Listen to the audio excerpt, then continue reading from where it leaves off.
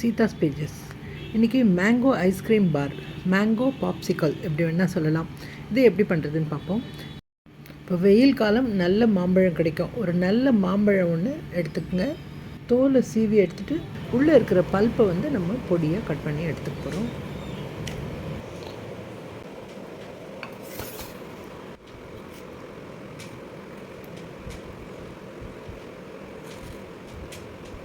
இது ரொம்ப பழுத்திருக்கிறதுனால பயங்கரமாக கையில் வழுக்கிட்டே போகுது. பீசஸை கொஞ்சமாக சின்னதாக போட்டுக்கலாம் மிக்சியில் அரைக்கிறதுக்காக. அதே மாதிரி இந்த கொட்டையில் இன்னும் கொஞ்சம் இருக்குது, அது வேணும்னு நினச்சிங்கன்னா உங்கள் கையில் அப்படியே சாராக பிழிஞ்சிடுங்க. இப்போ இதை நம்ம ஒரு மிக்சியில் போட்டு நல்லா அடிச்சிட்டு வரணும்.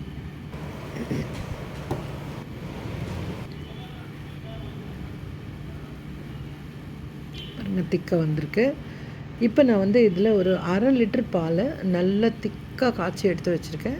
ஸோ இதை நம்ம சேர்த்துடலாம். இதில் சேர்த்துட்டு நம்ம இதை சேர்த்து அரைக்க போகிறோம். திருப்பியும் நல்லா ஒரு மிக்சியில் போட்டு ஒரு அடிச்சுட்டு வந்துடுங்க. இதை அரைச்சிட்டு வந்திருக்கேன். எவ்வளோ திக்காக இருக்குது பாருங்கள். ஸோ இதில் நம்ம கொஞ்சம் பால் ஆட் பண்ணலாம். இப்போது இதில் 1 கிளாஸ் பால் இதை சேர்த்துடுறேன். இது திருப்பி அரைச்சிட்டு வந்துடலாம். இப்போ ஸ்வீட்டை செக் பண்ணுங்கள். இப்போ எனக்கு ரொம்ப ஸ்வீட் கம்மியாக இருந்தது. நான் 3 டேபிள் ஸ்பூன் சர்க்கரை சேர்த்துருக்கேன் இதில். ஸோ இதை மிக்ஸ் பண்ணுறேன். மிக்ஸ் பண்ணிவிட்டு திருப்பியும் ஒரு பல்ஸ் பண்ணிங்கன்னா தான் உங்களுக்கு நல்ல சர்க்கரை கரைஞ்சி வரும். நல்லா திருப்பியும் ஒரு பல்ஸ் பண்ணிடலாம்.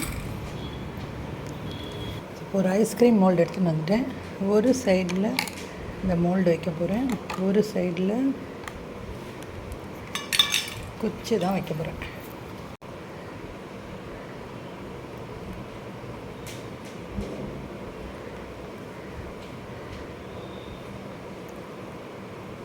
இதில் மாங்காய் பீஸ் இருந்தால் கூட நீங்கள் கவலைப்பட வேண்டாம்.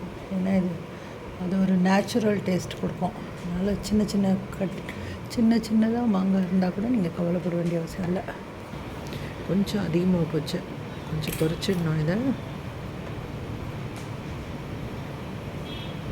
ஸோ இது செய்கிறது ரொம்ப ரொம்ப குயிக்காக பண்ணிடலாம். ரொம்ப டேஸ்டியாக இருக்கும். நீங்கள் வெளியில் வாங்குறத விட இது குழந்தைங்களுக்காக இருக்கட்டும், பெரியவங்களுக்காக இருக்கட்டும், ரொம்ப ஹெல்தி. இது ஒரு ஹெல்தி டிஷ் தான். இந்த சம்மருக்கு இது ரொம்ப ரொம்ப யூஸ்ஃபுல்லாக இருக்கும்.